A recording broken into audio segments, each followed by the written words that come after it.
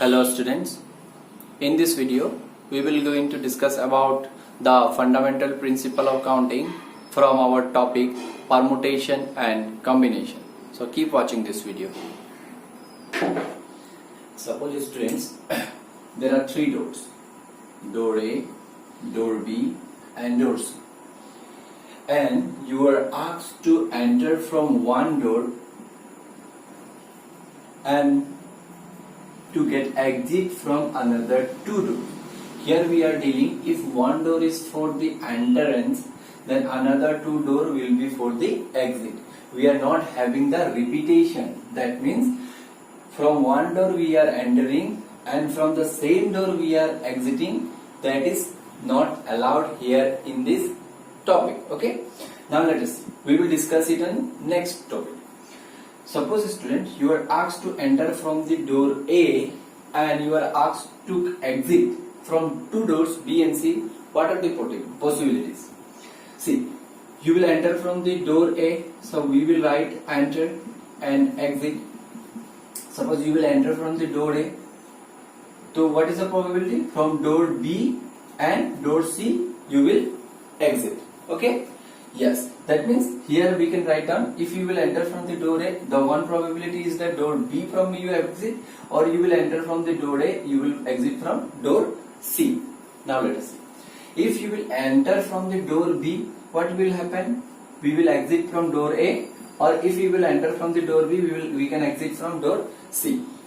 Now the third possibility is that if you will enter from the door C, so then door A you will exit, or if you will enter from the door C, door B you will exit. Now let us understand. If this type of situation arises when a certain operation is going to be performed in number of ways, we can say that 1, 2, 3, 4, 5, 6.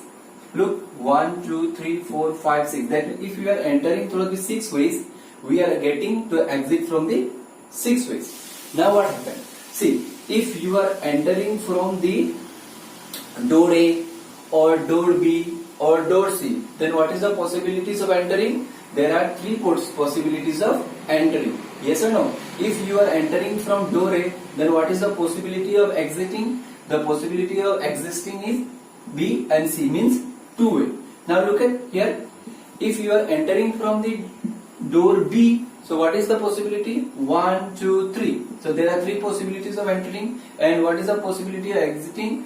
There are two ways of exiting, 2 into 3. So in this way we can say that there are 6 ways that we can enter or exit from this given 3 doors. See, we are not dealing with a repetition. That means let us understand the repetition first. If we are entering from the door A, then what is the probability? Door A, again entering from door A, then door B, entering from door A, then door C. 3 possibilities. Okay. Now if we are entering from door B, then again B, door B, then door A, B, then door C. If we are entering from door C, then door A, C, door B and C. We can exit from doors C also. Yes or no? So if you will see, there are 3 possibilities, A, B, C to be entered. C means how many times? 3 possibilities. And how many possibilities of exiting? 3 possibilities. C, it is 3. So total is 9. So this type of situation is called repetition. Okay. So what I mean to say is that whenever there is a certain way, try to listen, understand.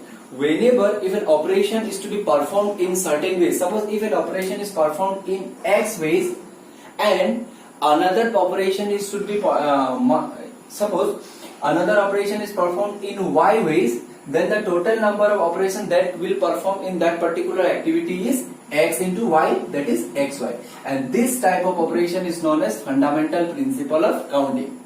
Okay. Now suppose if you will think an operation is performed in X ways, another operation is performed in Y ways, and the third operation is also there, that is performed in Z ways, then we can say that the total number of operations that could be performed in X into Y into Z. So this is called the fundamental principle of counting. So this fundamental principle of counting is given in our book. We will copy it from there. Now let us see. To better understand of this fundamental principle, let us take one example from our book. Let us go to the one example. Suppose in a town there are 10 members. Okay, total number of members is 10. From there we have to select one president. Try to understand.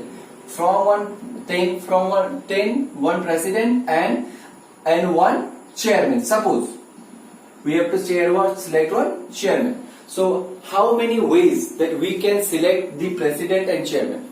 See, there are 10 persons. 1, 2, 3, 4, 5, 6, 7, 8, 9, 10.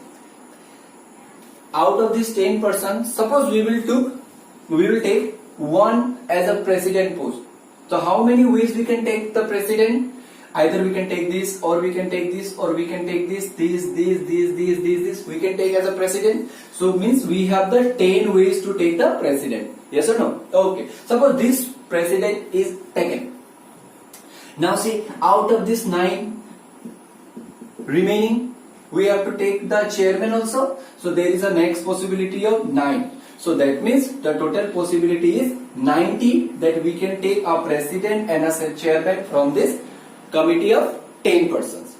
This is a simple way of fundamental principle of counting. Based on this fundamental principle, we will go for the one of the important topic that is known as permutation. So let us move to the permutation part. So our next part is permutation.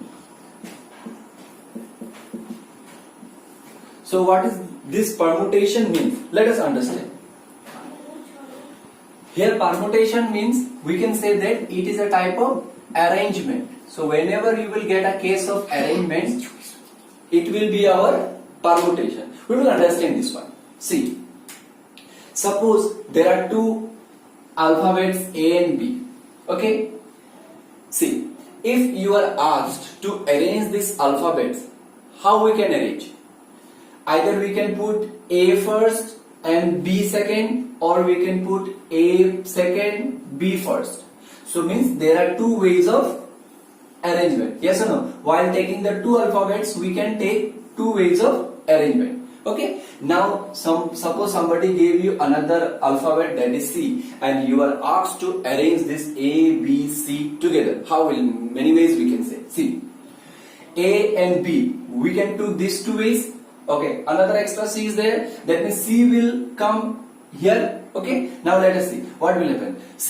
Either C will come in the place of AB, or C will come in the place of this BA.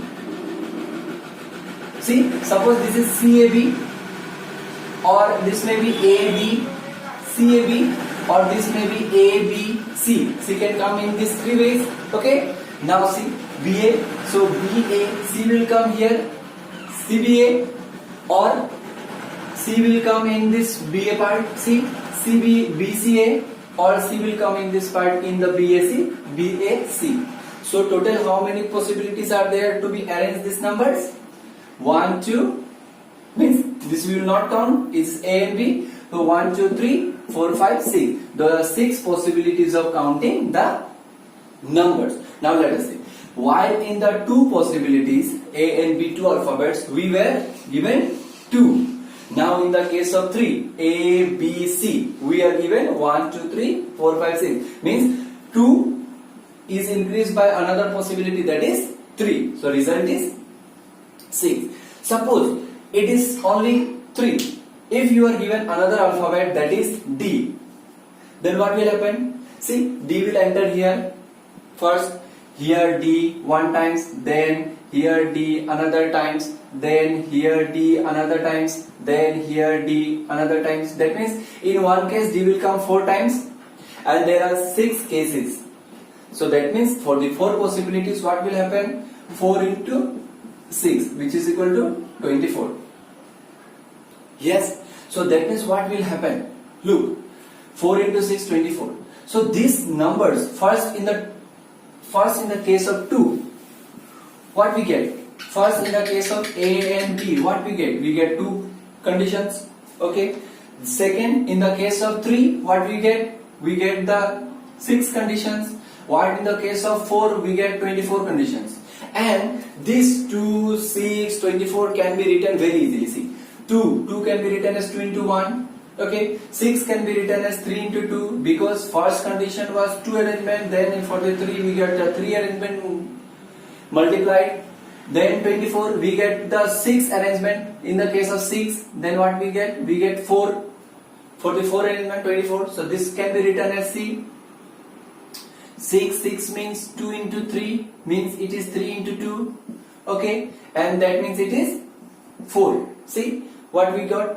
Yes. Now if you will look the pattern, it is what? 2 into 1, 3 into 2 into 1, 4 into 3 into 2 into 1. What will be the another arrangement? It will be our 5 multiplied with 24 means 4 into 3 into 2 into 1. So if we will get this type of arrangement in mathematics, we can say that these arrangements are in permutation, and we will write this as here 2p2, here 3p3 means 3 arrangement we are doing. Here 4 arrangement was there, so it is 4p4. It is 5 arrangement, so 5p5. So this is the arrangement data dealing with the permutations. Now let us understand this one more. So if we are given an arrangement, how we can say? Suppose we are given n number of arrangement. So how we can say? Suppose it was 2, then it was 2p2. If it is 3, then it is 3p3. If it is 4, it is 4p4. If it is 5, then it is 5p5. Suppose it is n arrangement, then what we will say? npn. Okay. Now what was 2? 2 was our 2 multiplied by 1. We will discuss it. Okay. 3 multiplied by 2 multiplied by 1. 4 multiplied by 3 multiplied by 2 multiplied by 1. And 5 multiplied by 4 multiplied by 3 multiplied by 2 multiplied by 1. So in the case of n, what we can write? We can write that n. See, 3, 2 minus 1, 3, see, 3 minus 1, that means n minus 1, n minus 2. In this way we can write down up to 1. So student, so from this we can understand that for the any particular arrangement of some numbers, so we can write down n factorial, and this is equivalent to sometime n factorial. Try to understand the symbols. N factorial, and this is n factorial, and this can be written as n minus 1, n minus 2 up to 2 multiplied by 1. So this is the basic of our permutation. So based on this permutation, we can deduce one formula related to this. So one of the important formula related to the permutation is that if somebody, suppose there is a n arrangement, particular time is r. If there will be an n arrangement for a particular another arrangement r, then we can write down this is, see, it was our 4p4, 3p3. We will deduce this 4p4 as a 24, 3p3 is a 6. So we will deduce this one also. See how we will deduce. This is n factorial divided by n minus r factorial. This is the formula. How we will deduce it? We will discuss it in the another part of the video. So this is the important formula related to the permutation. Based on this formula, we will go through the exercise.